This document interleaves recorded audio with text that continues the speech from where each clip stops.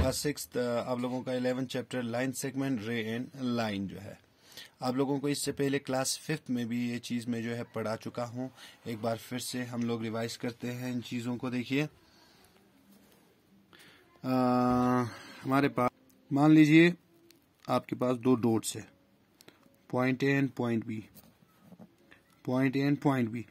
तो इन दो डॉट्स को मिलाने के लिए जो हम लोग लाइन यूज करेंगे, जैसे इस लाइन को मैंने यूज किया इन दो डॉट्स को ज्वाइन करने के लिए।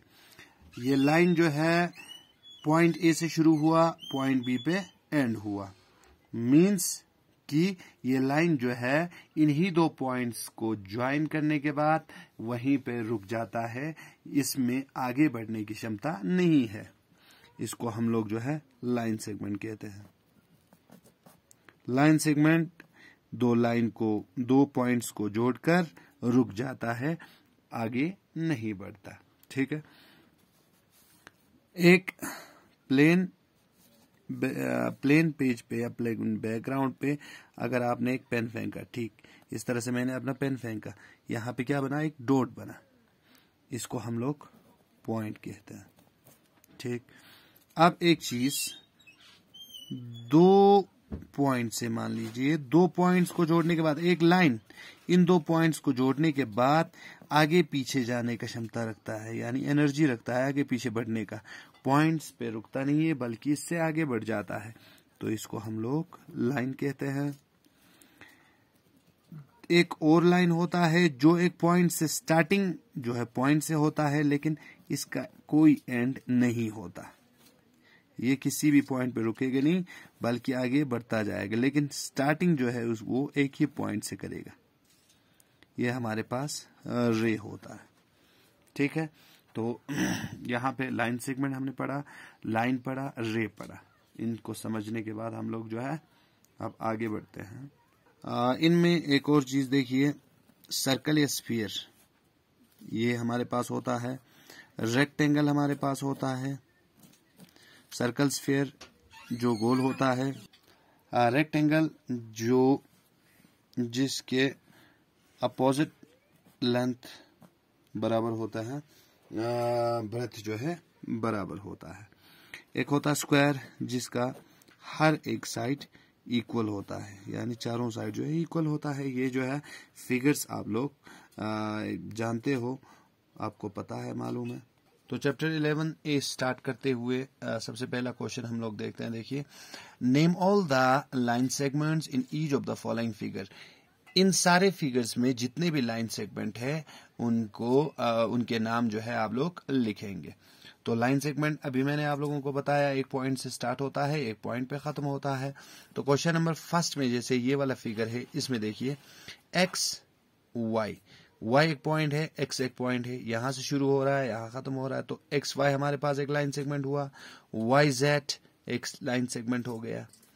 इसमें देखिए AD, AB, AC, AE, DB, BC, CE, ये सब जो है हमारे पास लाइन सेगमेंट हो गए जो एक पॉइंट से स्टार्ट हो रहा है, एक पॉइंट पे खत्म हो रहा है। PQ, QR, RS, इसमें PS भी आप लोगों के पास हो सकता है। अगर इस लाइन से स्टार्ट होता है इस लाइन पे खत्म होता है, PS भी आप लोग अगर पीछे दिया होगा तो पीछे आंसर में अगर दिया होगा तो PS भी हमारे पास लाइन सेगमेंट हो सकता है जो P से स्टार्ट और S पे खत्म हो रहा है। क्वेश्चन नंबर सेकंड देखिए, identify and name the line segments and rays in each of the following figure. AC ये एक रे है क्योंकि यहां से स्टार्टिंग एक पॉइंट से हो रहा है और एंड जो है C पे एंड नहीं हो रहा है बल्कि आगे बढ़ रहा है। BD हमारे पास फिर से एक रे है जो B से स्टार्ट हो रहा है, D पे खत्म नहीं हो रहा है बल्कि आगे बढ़ रहा है। AB हमारे पास एक लाइन सेगमेंट है जो A से स्टार्ट हो रहा है, B पे खत्म हो रहा है। इसी तरह यहां देखिए EG भी हमारे पास लाइन सेगमेंट हो सकता है, या GP हमारे पास लाइन सेगमेंट हो सकता है, या EP भी हमारे पास लाइन सेगमेंट हो सकता है। PQ रे है, GH रे है, EF रे है, क्योंकि ये सभी जो है आगे बढ़ते जा रहे हैं, नोट की यहाँ जो है रुक रहे हैं। OL line segment, OP line segment, LM रे, PQ रे आप लोगों के पास आ गया। तो इस हिसाब से आप लोग इन दो क्वेश्चंस को करेंगे। क्वेश्चन नंबर 3 देखिए, in the adjoining figure name, इसमें 4 लाइन सेगमेंट, 4 लाइन सेगमेंट के आप लोग नाम लिखेंगे।